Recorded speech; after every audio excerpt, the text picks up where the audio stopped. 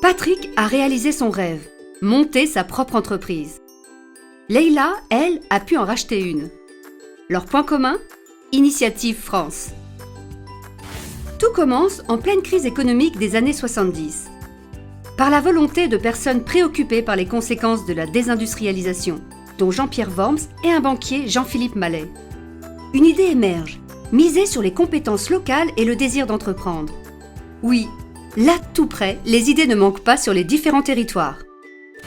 Mais les entrepreneurs rencontrent deux problèmes majeurs. Pas d'apport financier en propre ou peu. Or, les banques ne prêtent pas sans apport. Pas de relation dans le réseau entrepreneurial local. C'est ainsi que furent imaginés le prêt d'honneur sans intérêt ni garantie, pour donner la première impulsion financière. L'accompagnement personnalisé par des professionnels et des entrepreneurs locaux, en amont de la création et pendant les premières années de la nouvelle entreprise. Des plateformes d'initiatives locales se créent les unes après les autres. Elles sont animées par des bénévoles et des salariés, tous avec une volonté de solidarité et d'efficacité. Gratuité, bienveillance, confiance et pluricompétence sont les clés pour assurer le succès de ces nouvelles entreprises et dynamiser l'économie locale.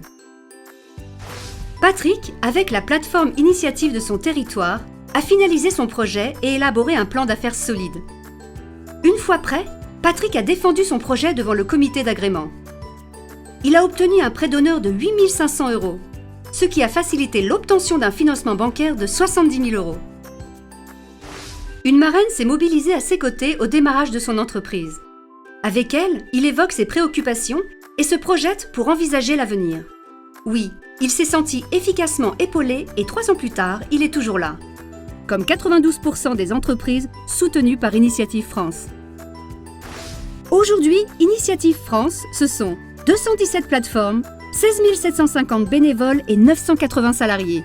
Initiative France finance chaque année la création ou la reprise de plus de 17 000 entreprises qui emploient plus de 45 700 personnes.